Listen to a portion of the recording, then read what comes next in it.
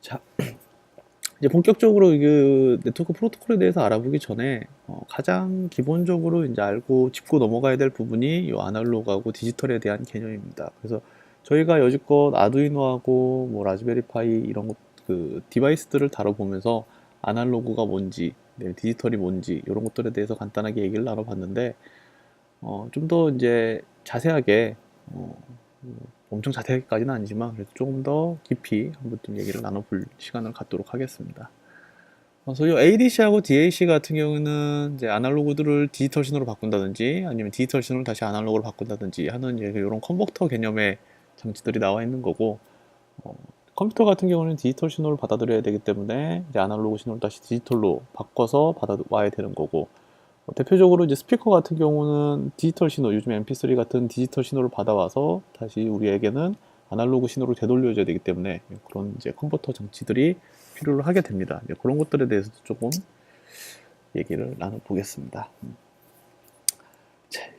먼저 이제 아날로그에 대해서 좀 알아볼 건데, 아두이노를 하면서 이 아날로그에 대해서 간단하게 좀 말씀을 드렸어요. 근데 일단 아날로그라고 하는 거는 연속적인 데이터의 이제 어떻게 보면 하나의 집합이라고 보시면 될 것 같고, 연속적이기 때문에 데이터 양이 굉장히 많고 데이터의 보관과 가공에 굉장히 좀 어려움이 있는 거죠.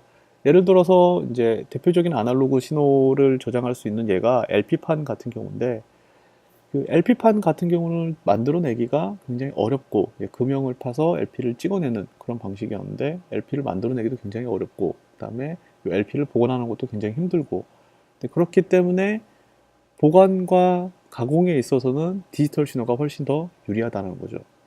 다만 자연현상은 대부분 다 이제 아날로그 신호로 나타내고 있기 때문에 이런 아날로그 신호를 받아오는 방법, 아날로그 신호를 처리하는 방법에 대해서도 충분히 고민을 해 보셔야 될 것 같습니다. 그래서 이 자료 자체는 그 위키피디아에서 갖고 온 아날로그에 대한 그 자료들이고요. 한번 시간 나실 때 아날로그라는 게 이런 거구나 라는 걸 한번 좀 읽어 보셨으면 좋겠습니다. 그래서 아날로그의 핵심은 연속적인 데이터의 집합이다. 일단 이렇게 생각을 하시면 될 것 같고요. 이제 컴퓨터가 발전을 하면서 디지털이라고 하는 그 신호 체계가 굉장히 이제 더 큰 주목을 받게 됐습니다.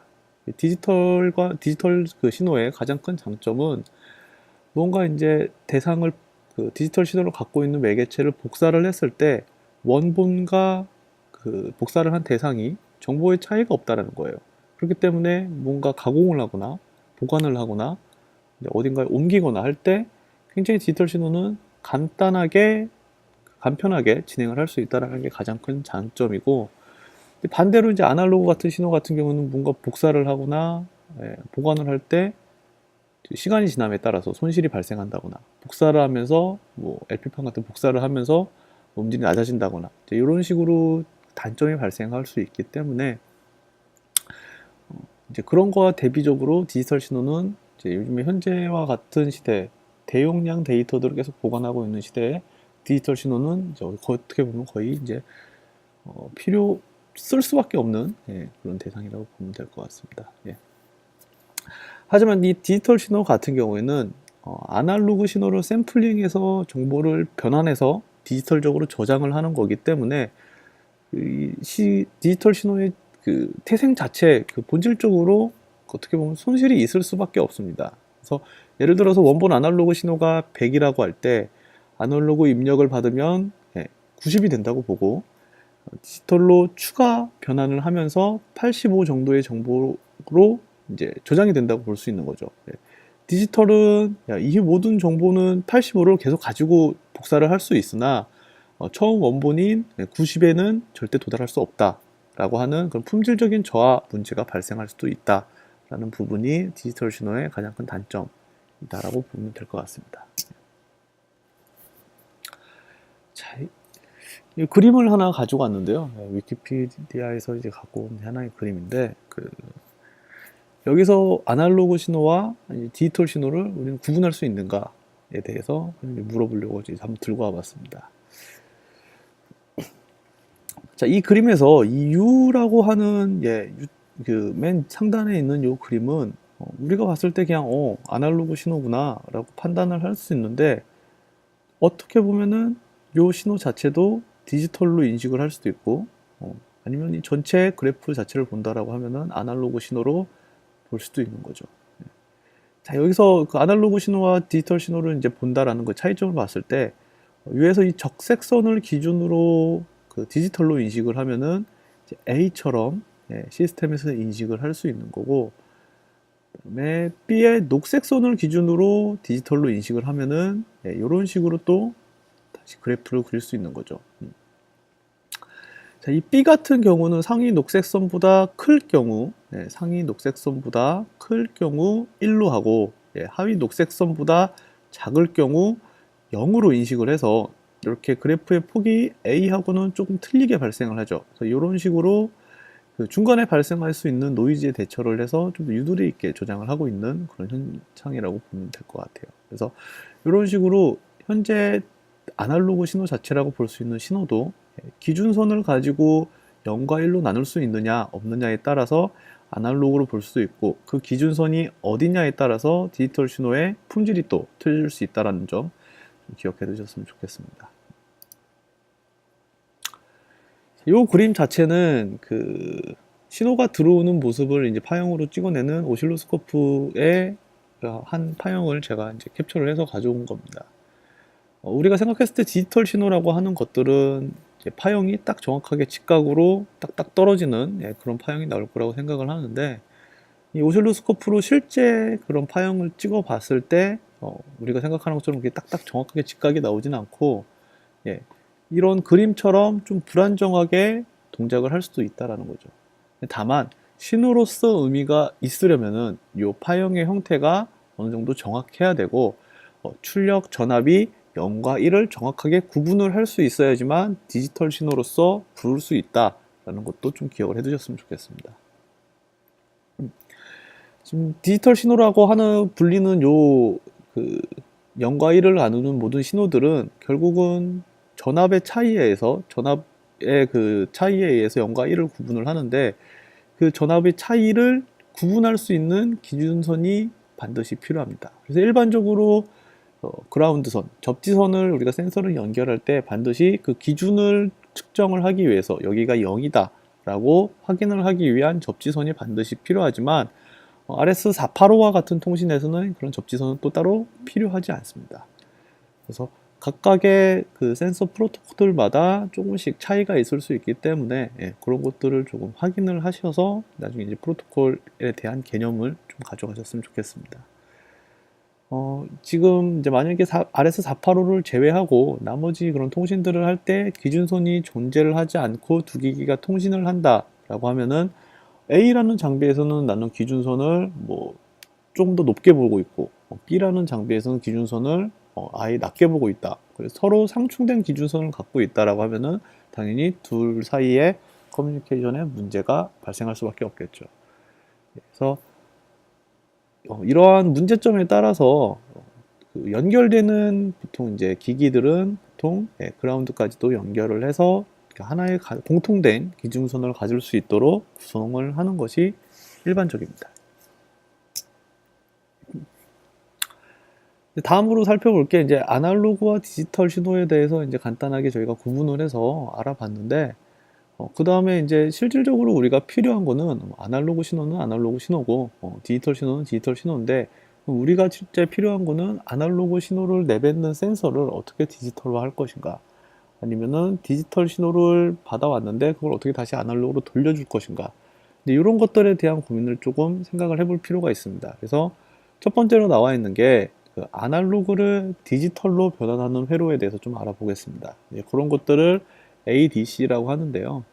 아날로그 신호는 이렇게 아까도 말씀드렸지만 저장이나 아니면 뭐 가공을 할 때 왜곡이 굉장히 심각하게 발생을 할 수 있기 때문에 지금 현재 와서는 거의 대부분 다 디지털로 처리를 하고 있고, 디지털로 변경을 하면서 예를 들어서 아까 품질이 90, 100인 자연현상을 자연 상태에 있는 아날로그 신호를 저장을 했을 때 90 정도의 품질로 저장이 됐다 라고 했을 때 그걸 다시 디지털로 바꾸면서 한 80, 85 정도의 또 품질이 떨어지는 그 문제가 발생을 하고 있으나 현재 와서 이 ADC 컨버터의 굉장히 기술적인 발전으로 인해서 일반적인 사용 환경에서 그런 품질적인 저하가 굉장히 크게 이슈가 되는 부분은 많이 없습니다. 예. 그래서 아날로그를 직접 보관하고 가공을 하는 것보다 어떻게 보면은 ADC를 통해 디지털로 변환을 해서 그 디지털 신호를 가공 변환한 다음에 그 보관을 하는 것이 어떻게 보면 실질적으로 더 품질이 좋을 수도 있는 거죠. 그런 식으로 요 아날로그 디지털 컨버터는 이제 아날로그 신호 자체를 디지털로 바꾸는 건데, 요 ADC의 가장 큰 이제 품질적인 이슈 자체는 얼마나 자주 샘플을 아날로그 신호에서 채취할 것인가, 그 다음에 얼마나 정밀하게 그 다음에 변경을 할 것인가에 따라서 신호의 품질이 결정이 됩니다. 그래서 이는 당연히 샘플링을 굉장히 많이 하고 굉장히 정밀하게 변화를 한다라고 하면은 데이터 양이 많아질 테고요. 그 다음에 좀 듬성듬성 샘플을 한다라고 하면은 데이터 품질 자체가 굉장히 저하될 테고요. 그렇게 이제 상반된 차이가 있기 때문에 각각의 용도에 맞는 설정을 잘 알아보셔야 됩니다. 그래서 이 샘플링 레이트하고 ADC에서는 샘플링 레이트하고 레졸루션이라고 하는 이 정밀도를 두 가지를 키워드를 좀 기억해 두셨으면 좋겠습니다. 자, 이제 요 사진을 가지고 이제 ADC에 방금 얘기 드렸던 그 샘플링 레이트와 레졸루션에 대해서 좀 더 이제 생각을 해보도록 할게요. 자, 지금 이 화면에서 보이시는 요 그림은 8비트 256 컬러를 쓰고 있고 사진의 사이즈는 약 29.3KB입니다. 네, 아무래도 옛날에 저희가 보던 모니터가 요 정도 환경에서 옛날에 쓰던 저희 윈도우가 윈도우 3.0 요 시대 때 한 요 정도 해상도를 갖고 이제 표현을 해줬던 것 같아요. 당연히 용량 자체도 그렇게 크지 않고, 다만 지금 보면은 화질 자체가 그렇게 썩 좋지는 않죠. 네. 그리고 요거를 그 이미지 자체를 지금은 이제 8비트에 256 컬러를 쓰고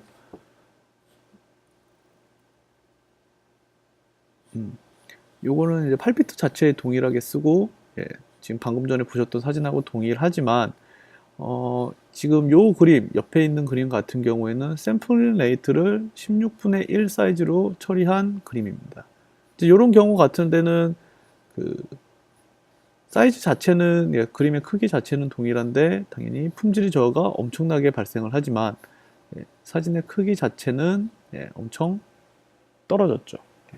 하지만 이제 이런 식으로 저장을 한다라고 하면 우리가 뭐 어떤 일이 있는지 안에서 어떤 사진인지 정확하게 구분을 할 수가 없을 겁니다.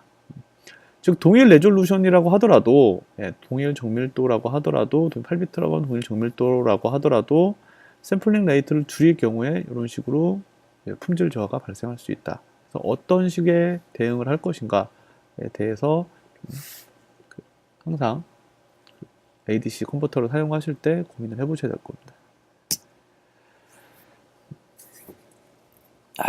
그 다음에 이제 디지털 신호를 실제 사용하기 위해서는 이제 아날로그 신호를 변경해야 되는 경우가 발생합니다. 이제 앞에 ADC 개념의 반대 개념이 DAC입니다. 디지털 투 어날로그 컨버터라고 보면 되고요. 자, 이렇게 원본 데이터에 방금 전에 봤던 것처럼 샘플 레이트하고 레졸루션이 굉장히 크면 클수록 최초 아날로그 원본 신호와 가장 유사한 신호를 복원을 할 수 있습니다.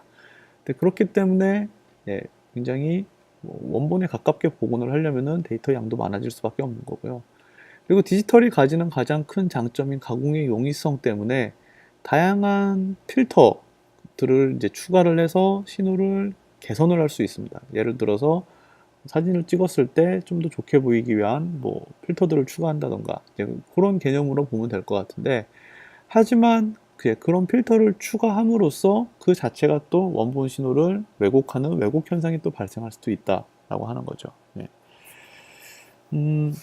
그래서 요 ADC하고 DAC에 대해서 이제 아날로그 신호하고 요 대해서 알아봤는데, 요런 개념들이 이제 아날로그와 디지털 신호 자체가 이제 기본 베이스로 해서 다음에 나오는 센서 커넥팅에 대한 내용들에게 어떻게 적용되어 있는지 그런 것들이 좀 연관을 하셔서 한번 좀 생각을 해보셨으면 좋겠습니다.